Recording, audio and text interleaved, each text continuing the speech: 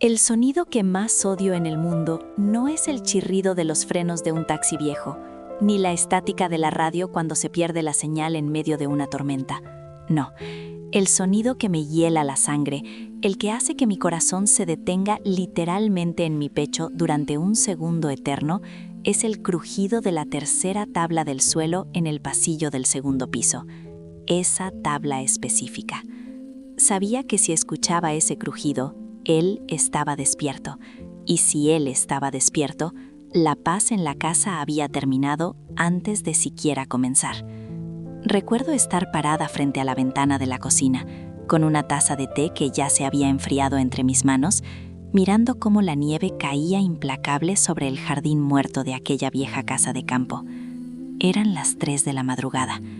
Todo era un silencio sepulcral, de esos que te zumban en los oídos. Y entonces lo escuché, seco, pesado. Mis manos empezaron a temblar tanto que el té se agitó, creando pequeñas olas oscuras dentro de la taza. Sentí ese sabor metálico en la boca, el sabor del miedo puro y duro. No era miedo a que me golpeara. Rogelio, mi suegro, no necesitaba levantar la mano para destruir a una persona. Él era un arquitecto del dolor psicológico, un maestro del silencio agresivo. Escuché sus pasos bajando la escalera, lentos, arrastrados, pero firmes. El olor a coñac barato y tabaco rancio llegó a la cocina antes que él.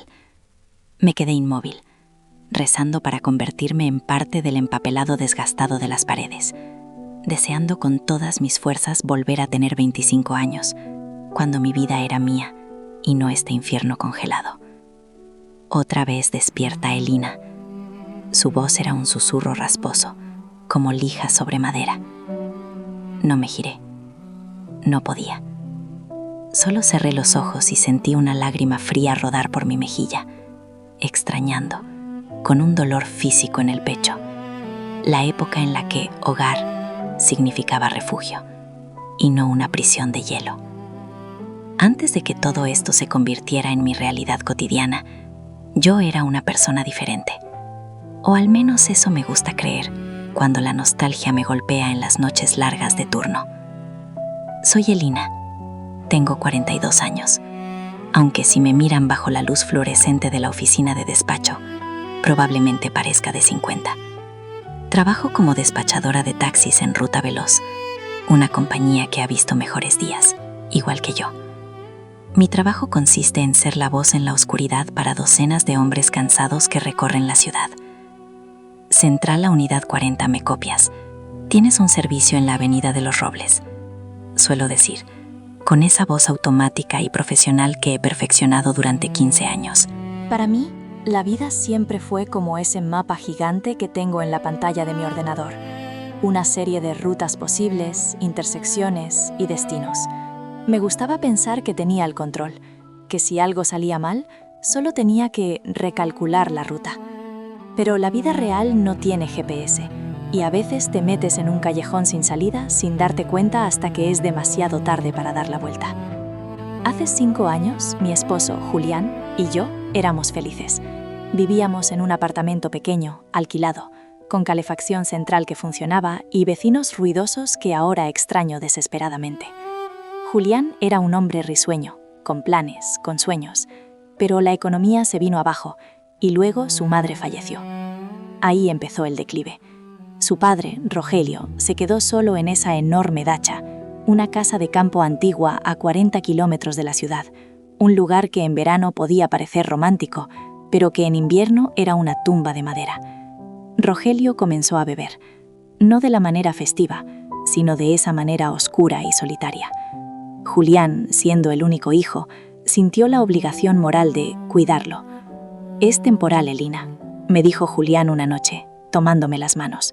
Sus manos estaban cálidas entonces. Ahora siempre las siento frías. «Papá está mal. Ahorraremos el dinero del alquiler, arreglaremos la dacha y en 1 o 2 compraremos nuestra propia casa». Yo le creí. Quería creerle. Extraño tanto esa ingenuidad mía. Extraño a la Elina que pensaba que el amor podía disolver el hielo. Nos mudamos en noviembre. El invierno llegó temprano ese año, brutal y gris. La casa de Rogelio era un laberinto de corrientes de aire y muebles soviéticos pesados que olían a naftalina y secretos. Rogelio nos dio la bienvenida no con un abrazo, sino con una lista de reglas tácitas. Él era un alcohólico funcional y un tirano silencioso. Nunca gritaba, nunca rompía platos, pero controlaba el aire que respirábamos. Si yo reía demasiado fuerte hablando por teléfono, él simplemente subía el volumen de su viejo televisor sin mirarme. Si cocinaba algo que no le gustaba, dejaba el plato lleno en la mesa, intacto, mirándolo con desprecio hasta que yo, humillada, lo retiraba. Pero lo peor era el frío. Rogelio estaba obsesionado con el ahorro. Tenía una caldera de gas antigua, pero prohibía encenderla a más del mínimo indispensable. «El gas es oro, Elina», decía, mirándolo con sus ojos acuosos y grises. «Ustedes, los jóvenes, son blandos. Un suéter extra no ha matado a nadie». Así que vivíamos a 16 grados, siempre. Mis dedos se ponían azules mientras tecleaba en mi portátil cuando hacía turnos extra desde casa. Dormíamos bajo 3 mantas pesadas, y el aliento se condensaba en el aire del dormitorio. Julián, poco a poco, se fue apagando. La presencia de su padre lo convertía de nuevo en un niño asustado. Dejó de defenderme, dejó de reír. Se convirtió en una sombra que se movía por la casa evitando crujir las tablas del suelo. Yo me sentía como una pasajera en un taxi que se dirige a un precipicio, gritándole al conductor que pare, pero el conductor es sordo. Y el taxímetro seguía corriendo, cobrándome años de vida. La tensión no explotó de un día para otro, fue una acumulación lenta, como la nieve que se apila en el techo hasta que las vigas empiezan a gemir. Recuerdo una cena en particular, a mediados de enero. Hacía tanto frío fuera que los cristales de las ventanas tenían patrones de hielo por dentro. Yo había preparado un estofado. Había gastado parte de mis propinas escondidas en comprar carne de buena calidad, queriendo, estúpidamente, traer un poco de calidez a esa mesa lúgubre. Nos sentamos los 3. El único sonido era el viento aullando fuera y el de la cuchara de Rogelio contra el plato. La luz de la lámpara sobre la mesa parpadeaba, proyectando sombras largas en su rostro arrugado y severo. «Está salado», dijo Rogelio. No fue una pregunta, fue una sentencia. Julián, que estaba comiendo con la cabeza lacha, se detuvo. Miró a su padre, luego a mí y luego a su plato. «A mí me parece que está bien, papá», murmuró Julián, tan bajo que apenas lo escuché. Rogelio dejó caer la cuchara. El ruido resonó como un disparo en la cocina silenciosa. Se limpió la boca con la servilleta de tela, lentamente, metódicamente. Sus ojos se clavaron en Julián con una mezcla de decepción y asco. «Por eso eres como eres, Julián. Te conformas con la mediocridad. Te dan basura y tú das las gracias». Sentí como la sangre me subía a la cara, caliente, furiosa. «No es basura, Rogelio», dije, tratando de mantener la voz firme, aunque por dentro temblaba. «Es carne de primera. Me costó mucho conseguirla. Y no está salada». Rogelio giró la cabeza hacia mí, como un búho, lento y depredador. «Ah, la despachadora tiene opiniones». Soltó una risita seca, sin alegría. «Gastas mi dinero en lujos innecesarios y luego tienes la audacia de contestar en mi mesa». «Es nuestro dinero», repliqué, sintiendo un nudo en la garganta. «Julián y yo pagamos la comida. Pagamos la mitad de las facturas, aunque nos congelamos de frío». Rogelio se levantó. Era un hombre alto, aunque encorvado por los años y el alcohol. Se acercó al termostato de la pared, que yo había subido a escondidas 2 grados antes de la cena. Lo miró, luego me miró a mí con una sonrisa gélida. «Veo que también te gusta robar mi gas», dijo, y con un movimiento brusco giró la rueda hacia abajo. El clic del mecanismo al apagarse sonó como si me hubieran roto un hueso. «Hace frío, papá», intentó decir Julián, poniéndose de pie. «Siéntate», bramó Rogelio. Fue la primera vez en meses que alzó la voz. Julián se sentó de golpe, como si le hubieran cortado las cuerdas. «Esta es mi casa, mis reglas. Si la princesa tiene frío, que trabaje más horas». Esa noche lloré en silencio bajo las mantas, con la espalda de Julián dándome la cara. Él no me abrazó, simplemente fingió dormir, pero yo sabía que estaba despierto por el ritmo de su respiración. Me sentí más sola que nunca. Extrañaba la soledad de mi cabina de despacho. Al menos allí yo decidía quién hablaba y quién callaba. Pasaron las semanas y la situación se volvió insostenible.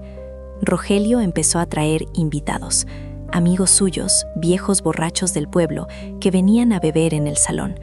Yo tenía que servirles, limpiar sus desastres, soportar sus miradas lascivas y sus comentarios sobre la nuera bonita. Un martes por la noche llegué del trabajo agotada. Había sido un turno horrible, con accidentes por el hielo y conductores gritando por la radio. Solo quería una ducha caliente y dormir. Al entrar, el olor a alcohol era insoportable. Rogelio estaba solo en la cocina, con una botella de vodka vacía frente a él. Estaba en esa fase del alcoholismo donde no se tambalean, sino que se vuelven estatuas de maldad pura. «Llegas tarde», dijo, sin mirarme. Mi turno terminó a las 10, Rogelio. El autobús se retrasó por la nieve. Excusas, siempre excusas, igual que tu marido. Son una pareja de inútiles. Pasé por su lado para ir a la nevera y sacar un vaso de agua. Él me agarró la muñeca. Su mano estaba fría y áspera. «¿Me estás escuchando?», sisió. «Suéltame, Rogelio», dije, sintiendo el pánico subir por mi garganta. «Ustedes creen que soy tonto, que no sé que están esperando a que me muera para quedarse con la casa, para venderla y largarse». Me solté de un tirón, frotándome la muñeca. «Nadie quiere tu casa, Rogelio. Solo queremos vivir en paz. Solo queremos que nos dejes ser una familia». Él se rió, una risa gutural, fea. «Familia. Ustedes no saben lo que es una familia. Tú no le has dado hijos a mi hijo. Eres una rama seca. ¿Para qué sirves, Celina? Solo para hablar por una radio con extraños». Esas palabras me dolieron más que cualquier golpe. El tema de los hijos era una herida abierta entre Julián y yo, algo que habíamos pospuesto por la situación económica, pero que en el fondo sabíamos que era porque este ambiente era tóxico para criar a un niño. Subí corriendo las escaleras, encerrándome en el baño. Me miré al espejo. Vi a una mujer cansada, con ojeras profundas, con el cabello sin brillo. ¿Dónde estaba la Elina que amaba bailar? ¿Dónde estaba la mujer que soñaba con viajar? Estaba siendo consumida, devorada lentamente por este viejo amargado y su casa maldita. Esa noche tomé una decisión. Tenía que irme, con o sin Julián. Pero necesitaba dinero. Necesitaba un plan. Unos días después, sucedió algo que cambió todo el panorama. Era domingo por la tarde. Rogelio había salido a caminar, lo cual significaba ir a comprar más licor al pueblo. Julián estaba reparando algo en el cobertizo. Yo me quedé limpiando el salón. El abrigo de Rogelio estaba colgado en el perchero de la entrada. Al pasar cerca, escuché un zumbido. Bzzzt, bzzzt. Me detuve. Rogelio odiaba la tecnología. Tenía un viejo teléfono de teclas que apenas usaba, pero el sonido venía de un bolsillo interior profundo de su abrigo de lana raído. La curiosidad, mezclada con una extraña intuición que solemos tener las mujeres cuando algo no cuadra, me impulsó. Miré hacia la puerta. Nadie. Metí la mano en el bolsillo. Mis dedos tocaron algo frío y liso. No era su viejo ladrillo de teclas. Era un smartphone, un modelo bastante nuevo, con una funda de cuero elegante. Lo saqué, sintiendo que estaba cometiendo un crimen. La pantalla se iluminó con una notificación. Mensaje de «Mi princesa Ágata». Texto: «Gracias por la transferencia, papá. El abrigo es precioso. Te mando foto ahora. Te quiero mucho». Me quedé paralizada. El mundo se detuvo. Papá. Julián era hijo único. Su madre había muerto. No había nadie más. El teléfono no tenía código de bloqueo. Deslicé el dedo con las manos temblando tanto que casi se me cae al suelo. Entré en la galería de fotos. Lo que vi me dejó sin aliento, como si me hubieran dado un puñetazo en el estómago. Había cientos de fotos. Fotos de una chica joven, de unos 20 años, rubia, sonriente. Fotos de ella en la universidad. Fotos de ella en vacaciones en la playa. Y fotos de Rogelio, pero no el Rogelio que yo conocía. En las fotos, Rogelio sonreía, abrazaba a la chica. Se le veía limpio, afeitado, vestido con ropa que no eran sus harapos de casa. En una foto reciente, estaban sentados en un restaurante que yo reconocí, uno muy caro en el centro de la ciudad. Él la miraba con adoración, con una ternura que jamás le había visto dedicarle a Julián. Seguí buscando. Encontré una aplicación bancaria abierta. Mis ojos se abrieron como platos al ver el saldo y el historial de transacciones.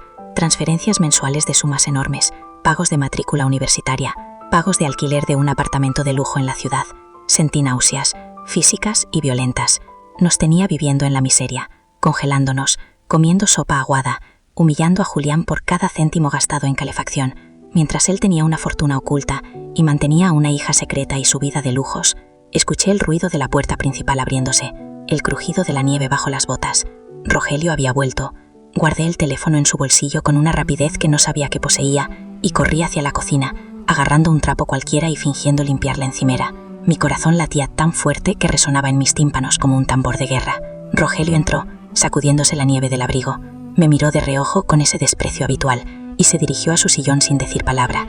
Yo observaba cada uno de sus movimientos, sintiendo una mezcla de terror y una furia volcánica que crecía dentro de mí. Esa noche no pude dormir. Le conté a Julián lo que había visto. Al principio no me creyó. «Estás loca, Elina. Papá apenas tiene para su pensión. ¿Otra hija? Es imposible. Mamá y él estuvieron juntos 40 años». Lo vi, Julián. Vi las fotos, vi el dinero. Nos está matando de hambre y frío mientras juega a ser el padre perfecto con otra. Julián se quedó callado, mirando al techo en la oscuridad. «Mañana lo averiguaré», dijo finalmente. Su voz sonaba diferente, rota. Al día siguiente, aproveché que Rogelio se duchaba, algo que hacía raras veces, para volver a coger el teléfono. Anoté el número de Ágata y busqué la dirección que aparecía en un recibo de delivery guardado en las fotos. Era un edificio moderno en el centro. Esperé a mi día libre. Le dije a Rogelio que iba al médico. Julián se quedó en casa, vigilando a su padre, con una tensión en la mandíbula que me asustaba. Tomé el autobús hacia la ciudad. Hacía un día gris, plomizo. Llegué al edificio y esperé. No sabía qué iba a hacer. ¿Gritarle? ¿Decirle la verdad? Después de 2 horas, la vi salir. Era la chica de las fotos. Llevaba un abrigo de piel blanco, impecable, y botas caras. Caminaba con la seguridad de quien nunca ha tenido que preocuparse por si podrá pagar la calefacción. Me acerqué a ella. «¿Ágata?», pregunté. Ella se detuvo y me miró con curiosidad, pero sin miedo. Tenía los ojos de Rogelio, esos mismos ojos grises, pero sin la maldad. «Sí, ¿nos conocemos? Soy Elina, soy la esposa de Julián». Su rostro cambió, se puso pálida. «¿Julián?», susurró. «El hijo de papá». «¿Sabes quiénes somos?», dije, sintiendo que las piernas me fallaban. Ágata suspiró y miró alrededor, nerviosa. «Vamos a tomar un café, hace frío aquí». Nos sentamos en una cafetería cercana. Ella pidió un capuchino. Yo solo pedí agua, tenía el estómago cerrado. «Lo sé todo», me dijo Ágata, bajando la voz. «Sé que papá tiene otra familia. Sé que Julián es mi medio hermano. Mi madre, bueno, ella fue su amante durante muchos años. Murió hace poco». «Él nos hace vivir en el infierno, Ágata», le solté, sin poder contenerme. «No nos deja encender la calefacción. Nos humilla, nos trata como basura. Dice que no tiene dinero». Ágata se quedó boquiabierta. Dejó la taza en la mesa con un tintineo suave. «¿Qué? Pero si papá siempre me dice que ustedes viven bien. Me dice que Julián es un empresario exitoso, que no lo necesitan a él. Me dice que él vive austeramente para poder ayudarme a mí porque estoy sola, y ustedes tienen todo». Solté una risa histérica, amarga, que hizo que varias personas en el local se giraran a mirarnos. ¿Empresario exitoso? Julián está deprimido, trabajando en chapuzas porque tiene que cuidar a tu padre las 24 horas. Vivimos en su vieja dacha que se cae a pedazos, a 16 grados de temperatura porque él dice que el gas es muy caro. Ágata sacó su teléfono y me muestra mensajes de Rogelio. «No te preocupes por mí, princesa. Estoy bien. Tu hermano no me visita mucho. Están muy ocupados con sus viajes y su vida moderna. Yo me arreglo con poco para que tú puedas terminar tu máster». Era un manipulador maestro. Había construido 2 realidades paralelas.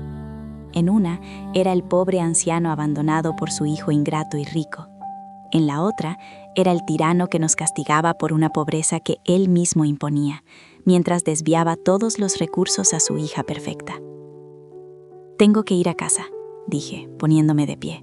Sentía una claridad mental absoluta por primera vez en años. «Esto se acaba hoy». «Voy contigo», dijo Ágata.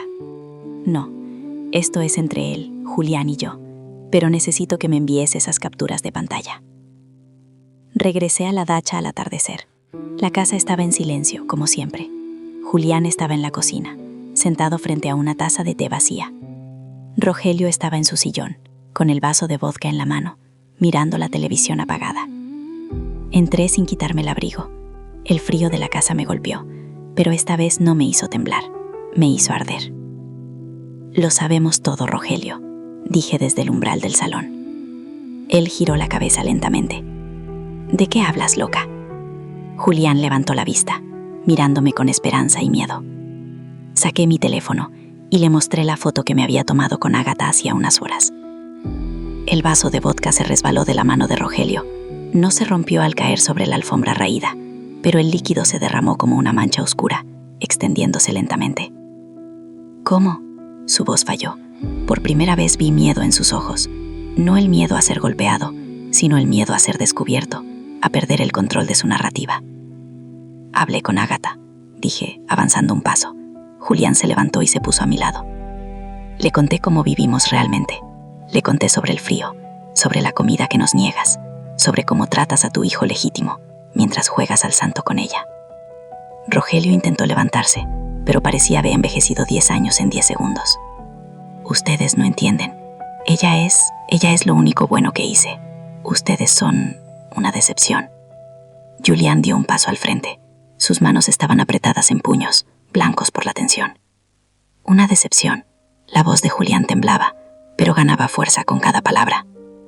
«Te he cuidado, he aguantado tus insultos, he dejado que humilles a mi esposa, he vivido en este congelador para que no estuvieras solo, y todo este tiempo tenías dinero, todo este tiempo nos estabas castigando por no ser ella». «Es mi dinero», gritó Rogelio, intentando recuperar su autoridad. «Hago lo que quiero con él, lárguense, fuera de mi casa». Miré a Julián, esperé a ver qué hacía. Si bajaba la cabeza una vez más, yo me iría sola, lo tenía decidido. Pero Julián me miró, vio las lágrimas en mis ojos, vio el cansancio, vio los años perdidos, y luego miró a su padre. «No te preocupes, nos vamos», dijo Julián, con una calma aterradora. «Pero no pienses que Ágata va a seguir creyendo tus mentiras. Ella sabe la verdad ahora, sabe quién eres realmente. Te vas a quedar solo, papá, sin público para tu teatro de miseria». Subimos a la habitación. Empacamos lo esencial en 2 maletas en menos de 10 minutos. Mientras bajábamos las escaleras, escuchamos a Rogelio en el salón. Estaba llamando por teléfono, gritando el nombre de Ágata, una y otra vez. «Ágata, contesta, te han mentido, son unas víboras». Pero nadie contestaba. El teléfono sonaba en el vacío. Salimos a la noche invernal. El aire era gélido, cortante, pero por primera vez en años lo sentí fresco, no opresivo.